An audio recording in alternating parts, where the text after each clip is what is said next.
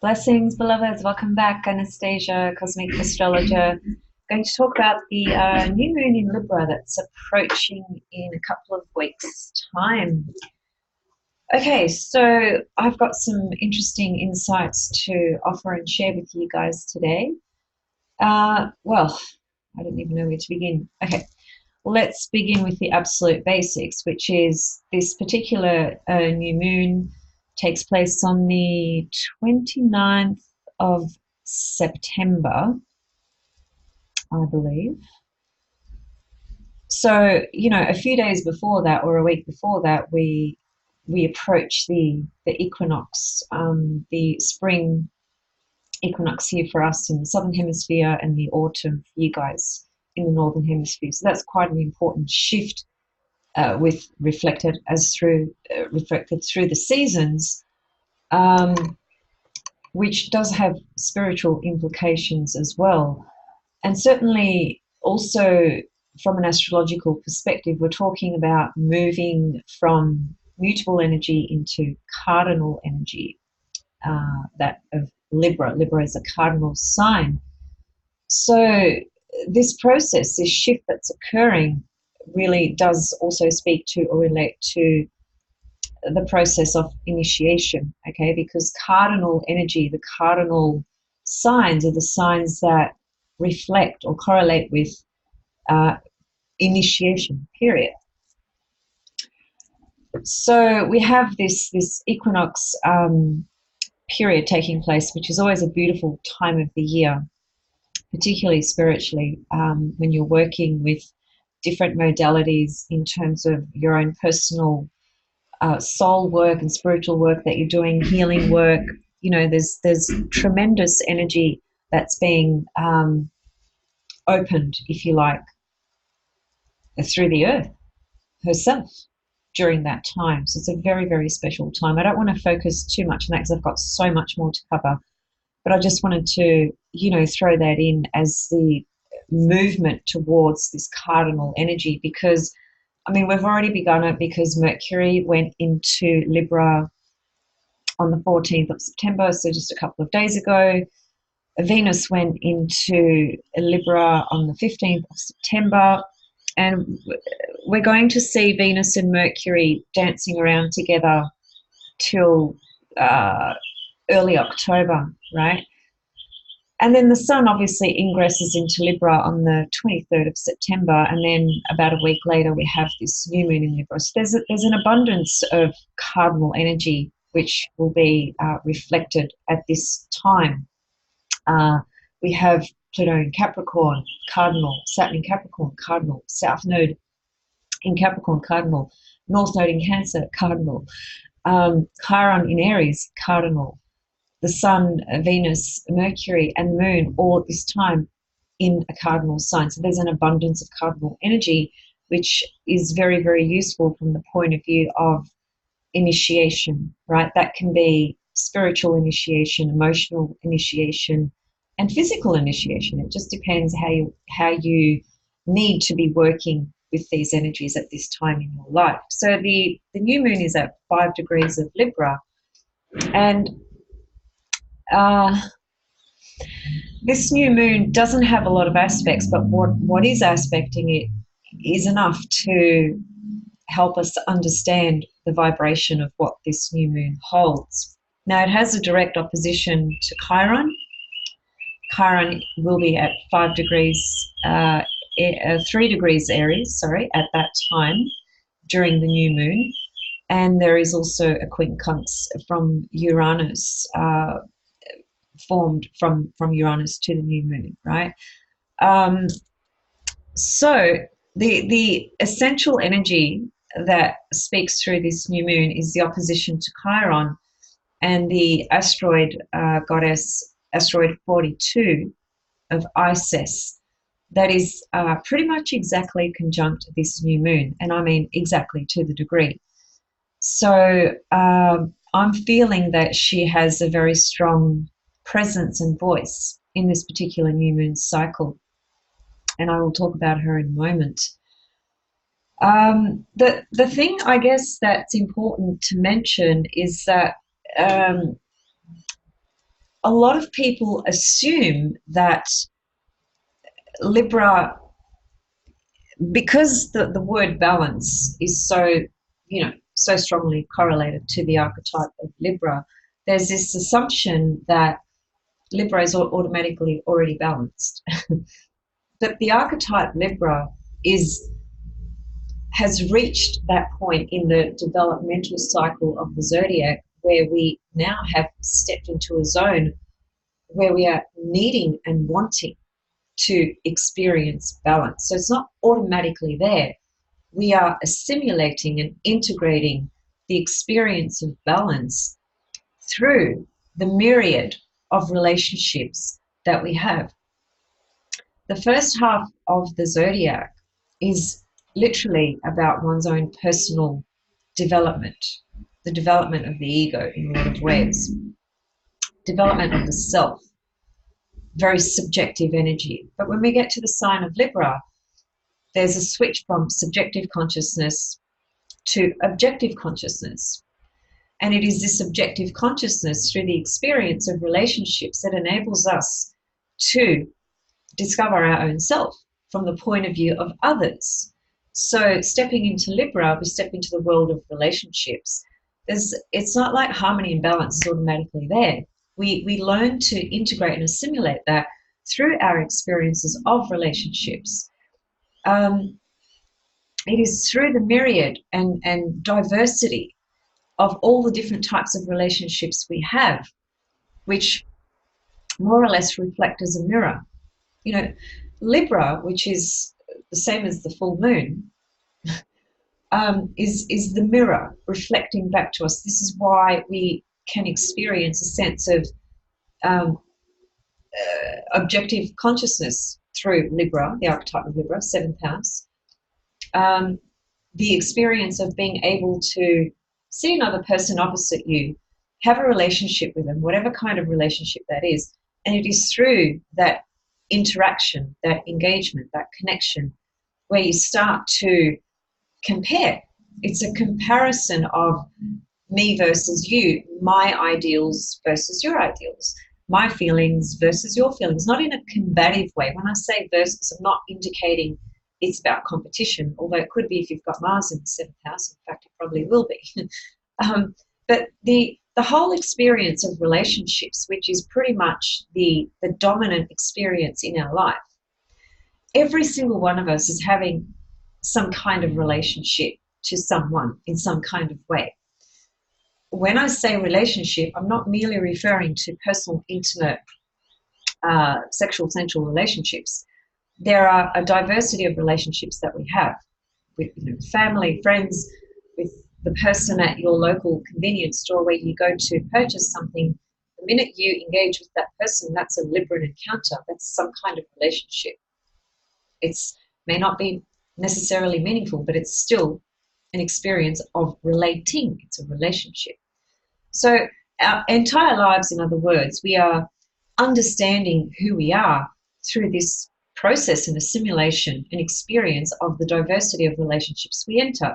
So Libra is what brings that into our objective consciousness, helps us understand ourselves better, helps us understand our own individuation process from the point of view of where have I arrived, how have I developed, what have I assimilated, how have I grown, how have I become more conscious through this constant comparison with others. Comparing with others is a natural process or function to being human.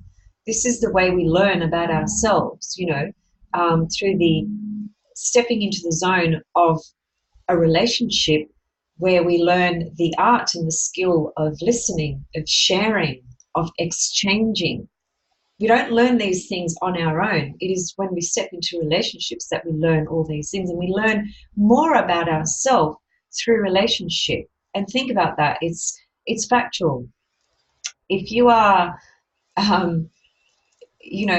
completely alone on a desert island and there's nobody around you and you've never had contact with a human being, how are you able to reflect on anything and bounce back and forth with another person's way of feeling, seeing, understanding. You know, it's the experience of relationship that brings things to your own objective consciousness about your own self, right? So this is why Libran is such a crucial archetype from that perspective. But don't automatically assume that Libra just, balances and harmonizes things in just like that. We have to integrate and assimilate the experience of balance and harmony through the work that we do in it, right?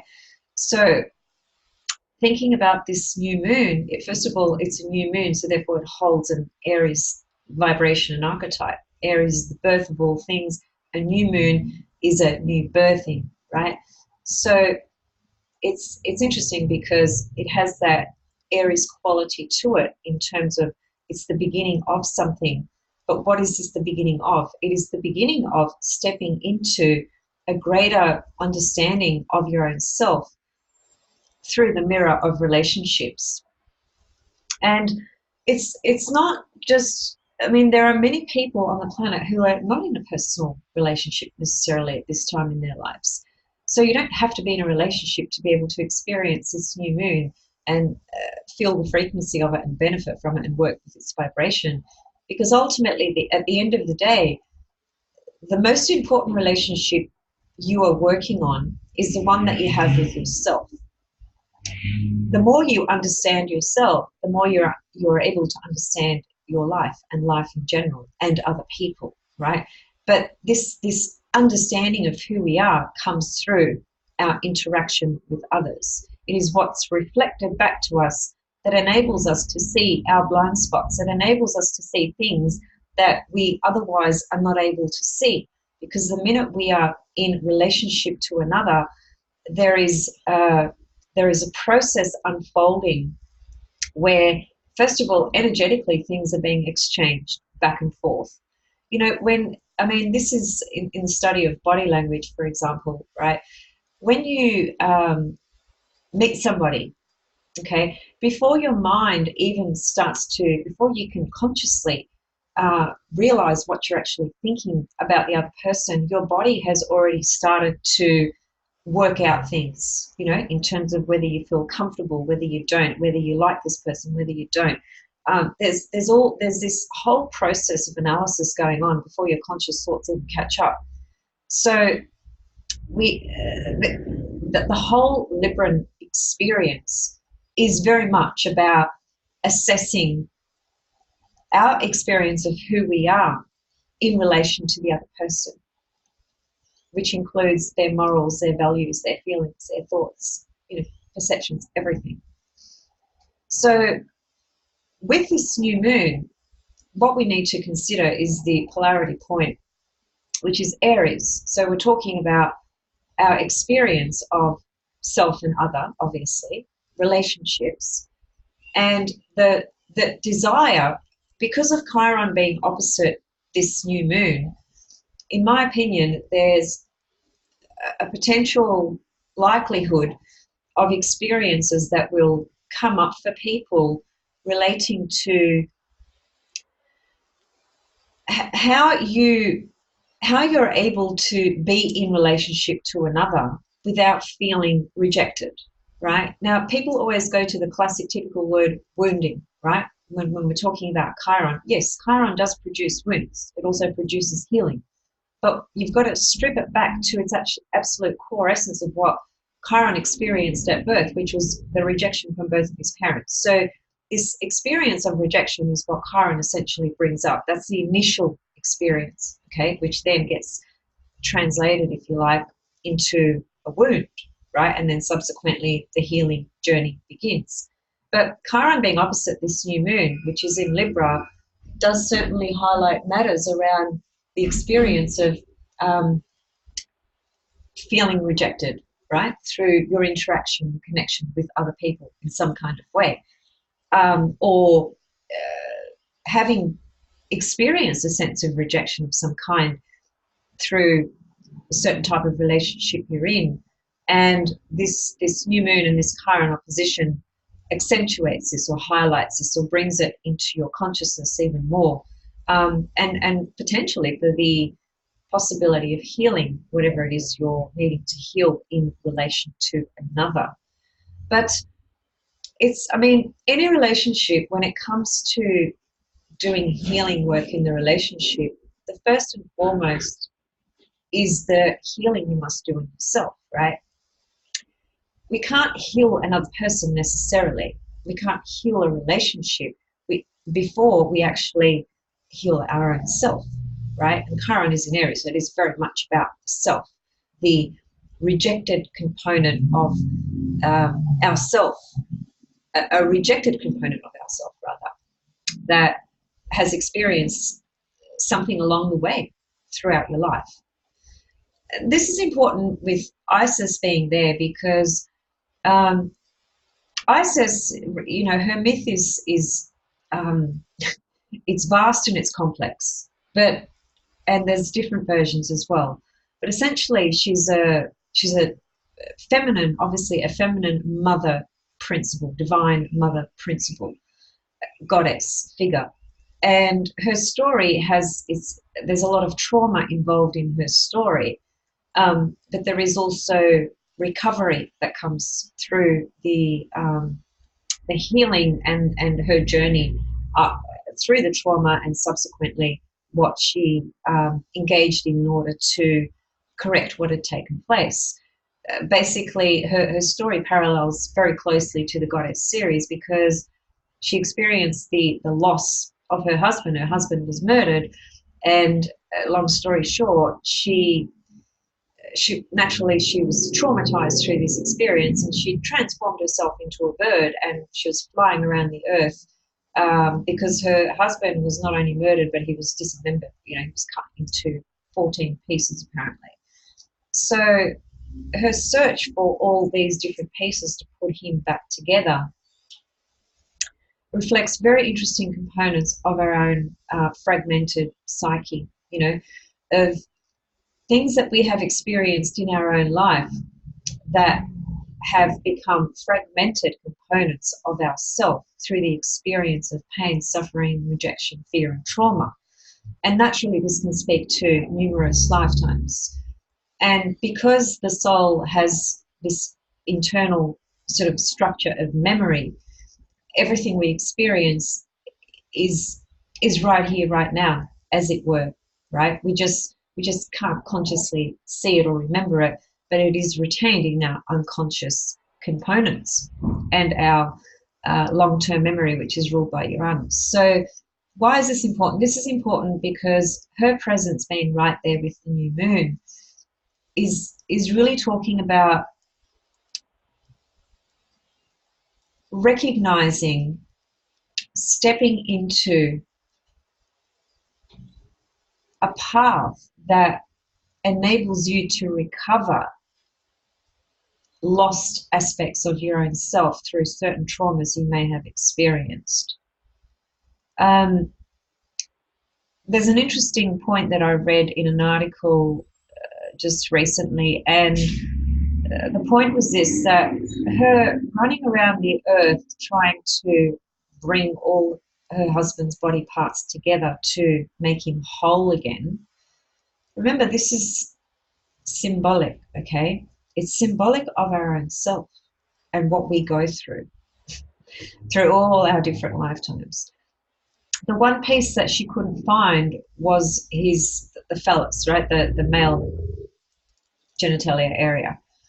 And that symbolizes, from psychological Jungian type terms, that the fact that she could not find, that was the only part she could not find when she brought him back to make him whole again, was a symbolic reflection of her need to actually integrate her own inner masculine and feminine energy, as opposed to trying to find it in her husband, right? It's a very important message for the issue of the inner feminine and masculine that we all have within us, that is frequently imbalanced, right? That is frequently Uh, as a woman, for example, a woman may disown her masculine energy and project it out there. Obviously, then that becomes the search for the strong masculine men who can take care of me, so to speak, right? Because there's this disassociation with her own inner masculine energy. So this goddess Isis being conjunct this new moon in Libra, this new moon in Libra is talking about our experience of relationships, how we understand ourselves through the mirror of others. And with Isis there, it is the message of being able to recover and heal fragmented components about your own self. The search begins, if you like. Something opens up where there can be an experience, a conscious intention of wanting to heal traumatized aspects of your own self, you could say, right? Because we all have them. There's no one that doesn't. It's a matter of understanding what they are and what they connect to and how you can access these things. But the point is that with Goddess Isis conjunct this new moon, there's a possibility of us tapping into this type of energy. She's also the principle of love, unity, devotion, loyalty, alchemy, soul, retrieval, healing fragmented components of ourselves, finding wholeness of ourself through the union we have with another, right? She's the mother of inner divinity and the morning protector of the dead. She also connects to Kundalini energy and magic. She's interesting because she actually transcends through the light and the shadow. So she doesn't just represent this light component, right? She brings in and assimilates both the dark and the light, and that's how she integrates and heals through inclusion as opposed to separating from the dark, as it were, right? And just only recognizing the light. In this experience of duality, there is both dark and light. So the more we try to reject the dark, the more we actually are disconnecting from something within our own self. Because in order to make the darkness whole or light, we need to see it and accept it in our own self, first and foremost. There's a really awesome quote by Carl Jung. I've just forgotten how it's worded. It's something like illumination or consciousness is not, imagining light and light figures. It's more about recognizing your own darkness and making that more conscious so you can actually become more whole, right? Which is fundamentally true, because anything we suppress that stays in our unconscious is always lying dormant and always potentially going to act in a way that appears to be out of our control. So what's suppressed gets projected, right? To put it very simply. So we have all this beautiful Libran energy, and we have Venus in Libra, Mercury in Libra, the Sun will be in Libra, this new moon in Libra. So very strong vibration for initiation.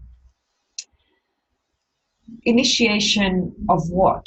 Initiation of a process within yourself that enables you to understand your own self better, right? In terms of the relationships you have with those in your life and those around you, because the new moon is in Libra. Just a couple more comments.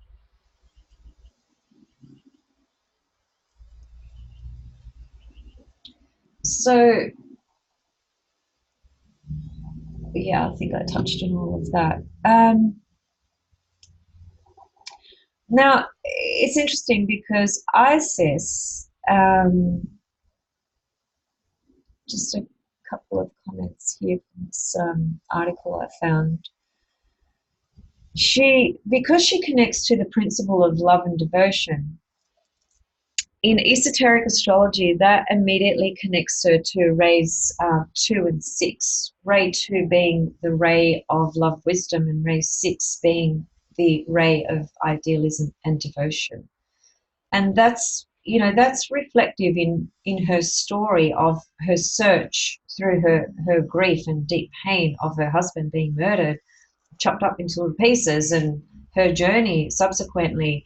The devotion and loyalty she had to him is what reflects this principle of love and devotion that she carries very strongly within her. She connects to the Pisces Virgo polarity. Those two signs are very strong within her. Virgo is always very much the mother in terms of Mother Earth, right? So this ray 6 and ray 2 is very, very strong then with this new moon. So we could say then that there's this opening or unfolding from the level of ray 2 and ray 6, which is about our own devotion and love, that by opening our heart, that we can actually recover fragmented components of ourself that we have hidden away because of deep grief or deep pain or deep trauma.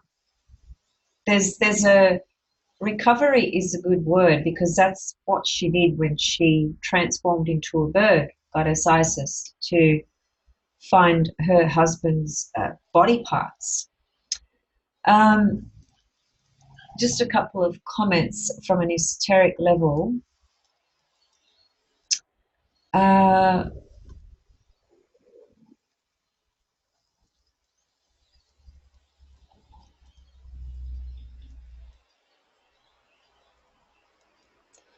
Just lost the paragraph that I wanted to read. Let me see if I can find it.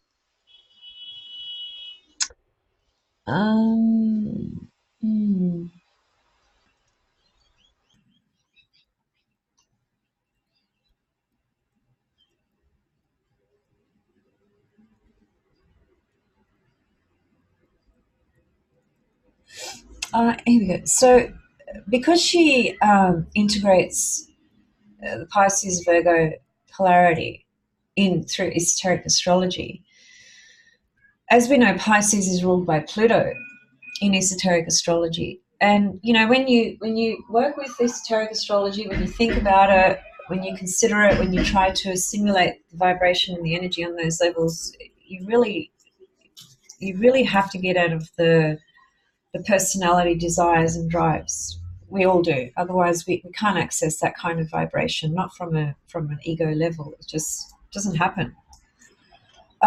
So Isis is a reminder that because she correlates with the sign Pisces and Pluto is the ruler esoterically, she's a reminder that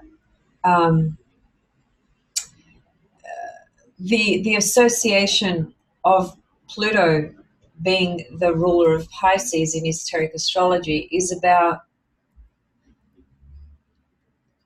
transforming or dying to, how can I put this? Transforming, understanding, and seeing beyond the veil of the experience of duality, which all desires are born from. So it is Pluto that enables us to cut that cord, you know, to transform ourselves, to transform those lower personality desires. Okay, just let me see if I can find this paragraph. Sorry about this, guys. I've just lost where I had it.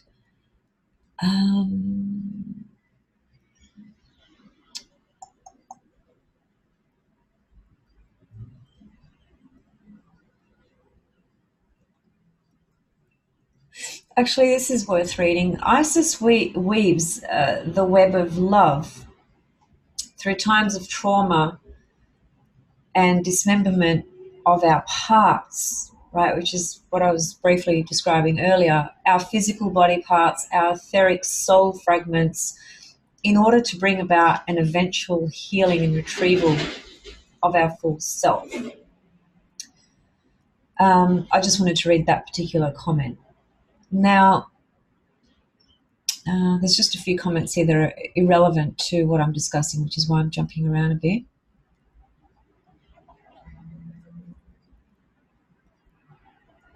And there's an interesting comment a little bit further where it says, it is the heart opening we can experience in times of collective trauma that can shatter the crystallized emotional patterns that may have been repressing our expression of love in the world around us, if only for a temporary moment. It is up to us to sustain this heart opening and continue to radiate love around us. And Isis is an archetypal figure who embodies the resurrection of our love and devotion.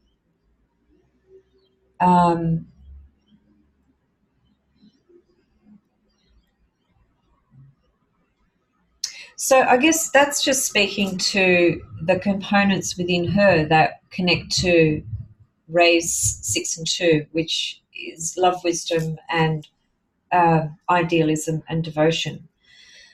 And those two rays speak so strongly to inclusion, to unity, to unconditional love.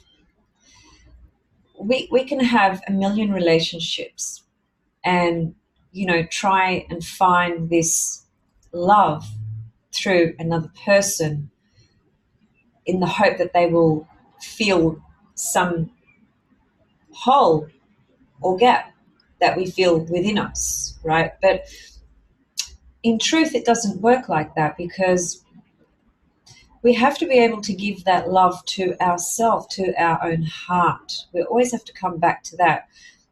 Otherwise, we are just moving from one relationship to the other, because, you know, you have an experience, you have a relationship, you know, things turn to shit. You know, things show up, things get revealed, whatever, and then there's this blame, and then there's this projection, and then there's this, you know, oh, that person was this and that person was that, and blah, blah, blah. And then you're off, you know, looking for the next person. But the point is, how do you heal those types of experiences if you don't actually heal what's actually fragmented within your own self? You know, much of our evolutionary journey and purpose is to become whole, integrated, to the point where our only remaining desire that will be left is to return to source, because we have eliminated every other desire that has kept us here, wanting to experience this, that, and the other. But through that journey, we always have to come back to the realization of every relationship we have and everything it mirrors and reflects is obviously teaching us something about ourselves. And we can't learn these things unless we go into relationships, right? So this new moon, think of it as a new journey, a new seed that can be planted in the area of relationships for you, and the most important relationship being the one you have with yourself, but ultimately the one you have with divine source, consciousness, creation to all things. The remembering, if you like, of your true divine nature that is not flawed or fragmented. Everything that's flawed or fragmented or wounded or broken or whatever is part of our part of the identities that we have taken on in each incarnation in order to experience, you know, a diversity of different types of relationships and things. And it's a big shift from standing in a space where everything feels unfair, because Libra wants things to be fair and balanced as well, right? So there can be this sense of, with this new moon, I really need things to be fair and balanced out. in my relationship with XYZ. So there's this sort of desire to want to make that happen in some kind of way. But again, it comes back to this idea or this understanding of what is the relationship you have to yourself first. What are the components of your own self that can be recovered through this new moon experience, right? Through planting the seed, planting the intention. Obviously, where is this new moon landing in your birth chart as well? Because that's going to encompass the area of life where these messages of recovering components of yourself can be accessed or experienced through. And it doesn't matter what house it is in, because you might say, well, if it's in the first house, it's about me, right? Yes, but what's opposite the first house? The seventh house. What's the seventh house? It's your world of relationships. So we always look at every sign of the zodiac or every new moon with its polarity point, because they're working together. There's no real separation of these polarities. They're always working together. Now, that's not always harmonious, but they are working together. So wherever you have this new moon, what I'm trying to say is that it will reflect some component of your life that is connected to relationships in some kind of way. And I'm opening it up in this way because I want people to understand that there's, as I said before, there's a lot of people that are not in a personal, intimate relationship, so they might disregard this new moon and its importance because, well, I'm not in a relationship, so who cares? Well, you can care, and it's worth caring, because with Isis being conjunct this new moon, there's elements of your own self that you can heal and recover and retrieve, because that's what she did. She went out there and she retrieved the body parts of her husband to bring him back together and make him whole. And in one part, as I mentioned, there's a statement that is reflected through Jungian psychology, which correlates to that one part that she couldn't find, which was the masculine genitalial area, is symbolic of her having to have to find that masculine principle within her own self and align it with her own feminine. And we all have to do that. So even if you're not in a relationship, this new moon conjunct Isis can speak to these sorts of issues, working on your own inner feminine and masculine to recover perhaps, components of yourself, fragmented components of yourself that have been too painful to even, go near because of certain experiences you've had in your life. Well, this is an opportunity to work with this kind of level of things if you wish to. It is pretty intense, I know, but hey, I'm an intense person. I always bring a fair bit of intensity, I think, to my material, and it's just Pluto aspects everything in my charts, so it's just how I operate. So I hope that it is helpful, though, and gives you some things to consider. I just want to see if there's anything I've left out.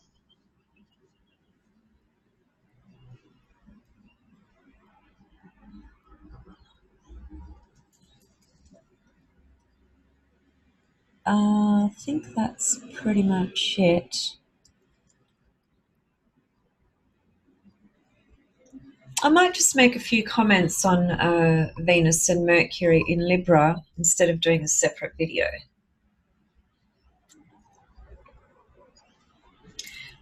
You can more or less include most of what I've said with Mercury and Venus in Libra from the point of view of having shifted out of Virgo, a mutable earth sign, which had so much to do with this internal analysis, feelings of guilt, feelings of emptiness, inner criticism, and in more positive ways, self-improvement, right? Recognizing which areas of life you've needed to improve on for your own self, and working on all of that as well. But it's Virgo is a very complex archetype, very complex. So, we've come out of this Virgo vibration, which has been very strong, the last few weeks. And Venus shifting into Libra and Mercury shifting into Libra, then our experience of, again, relationships, Venus, that's actually one thing I wanted to mention, which I forgot, which is just super important. When we're thinking about Venus, Venus has two functions in terms of very specific experiences. She has an inner function and an outer function, right? Because she rules Taurus and Libra. So her inner function correlates to Taurus, which is about the relationship we have to ourselves, how we feel about ourselves, our own self-worth, what we value about ourselves. So this is what Venus brings up, right? Through the archetype of Taurus.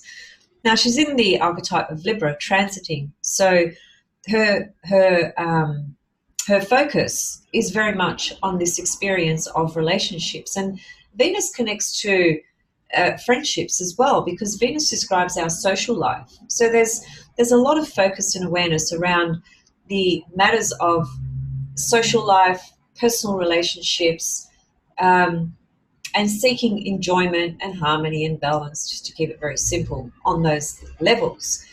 But again, ultimately, this is an experience. When we think about it more deeply, especially from an evolutionary level, it's, again, remembering that Venus doesn't automatically come with this idea of balance just automatically set there for you. It's the striving on a conscious, objective level, trying to find this inner balance within your own self, and then how is that reflected in the world of relationships for you. So Venus is bringing very much of that into our own consciousness at the moment, pertaining to our life story and how that may be speaking to you at the moment. Obviously, whatever house she's transiting, she's bringing up those issues very strongly through that area of your life. Mercury in Libra is a pretty good place for Mercury as well, because it enables us, again, it's the same principle, because we are working with the same archetype. It's Libra through and through. So we put it into Venus. It's got to do with, pleasure, relationships, socializing, all that sort of stuff. And then you put Mercury into Libra, and it's got to do with our intellectual left brain function, of how we are sorting through information and what we are picking up on, how we are understanding, how we are listening, how we are connecting the dots. So there's a lot of energy coming through the Libran archetype, which is about sorting through all this stuff to find the balance within our own self, again, in our own mind, and with Venus within our own self, how we feel about our own self, where in terms of where we are standing right now in our life. So, and again, Libra is a cardinal sign that really represents initiation. So we've sorted through a whole bunch of stuff with this Virgo archetype. And the full moon in Pisces, it's brought up a lot of things for a lot of people I know. And I think all this work we've been doing the last few weeks with the Virgo energy, now with Libra shifting the balance, if you like, shifting us into a new position, we can actually act with initiation, right? Because that's what Libra does. Libra is a very dynamic, active, initiatory archetype. It wants to make things happen, but it's always one step forward, one step back, from the point of view of, if I say this, or if I ask for this, is the other person going to accept me, or are they going to get upset with me? So there's this underlying sort of consciousness or vibration in Libra that has this acute sort of awareness of not upsetting the status quo, right? Not upsetting things. Libra doesn't like to feel upset, and they don't certainly like to upset anybody. But on the other hand, Libra is very motivated to initiate things as well, right? And this is a new moon, which is about giving birth to things. So we need to remember that as well. So we're working with this beautiful vibration over the next few weeks that enables us to feel the ability to initiate what it is we need to initiate at this point in our life. It might be closing certain relationships off. It might be beginning certain relationships. But ultimately, don't forget, the most important relationship is the one that you come back to within your own self.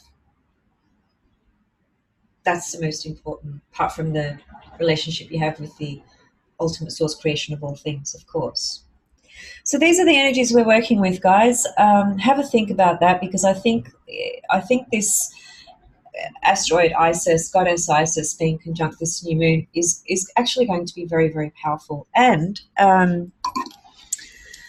the Sabian symbol for this new moon is quite interesting too, and I might just share that with you and then close off this session for today.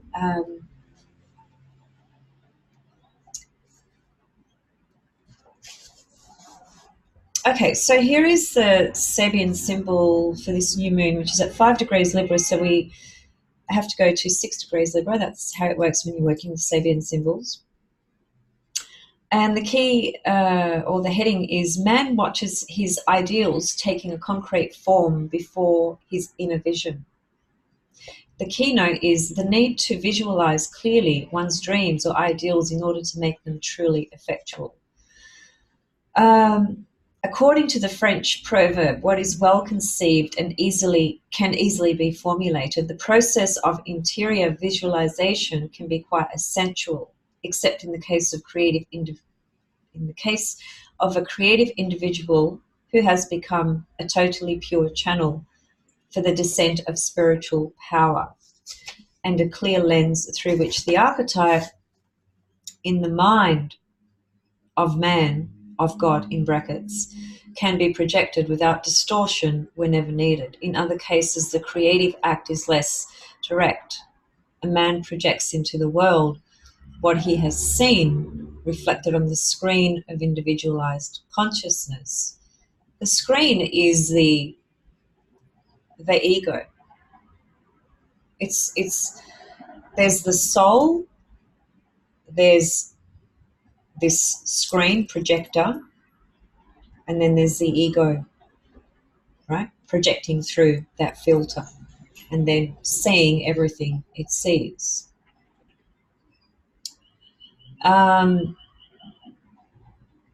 Reflected on the screen of his individualized consciousness. Sometimes it is hard to understand these Sabian symbols. You do have to perhaps even meditate on them at times. I certainly do. I think you have to kind of allow what you heard to digest and see if it makes a connection for you. But ultimately, the message here is the need to visualize clearly one's dreams or ideals in order to make them truly effectual. And how do we realize, our dreams and ideals? We realize them because when we enter the world of Libra, the archetype of Libra, we enter a world that, through the diversity of what we experience with others, we become better informed of where it is we stand in all of that. So it's the Aries Libra experience of, this is me stepping towards you. Now let me see you. And by seeing you, I can start to understand more of my own self in terms of, you may have this perception or this feeling on this, and I can clearly recognize and articulate that I feel different to the way you feel about this. But it's not about making the judgment of, right and wrong, all that sort of nonsense. It's about the appreciation of the diversity that exists in this world of duality and the richness of experiences that come through the world of relationship that mirror back to us very unconscious components of our own self. So this is what Libra, how I believe Libra really needs to be understood, through this kind of process, not through your basic, Libra is about beauty, flowers, harmony, and balance. It's a lot more than that. It's actually the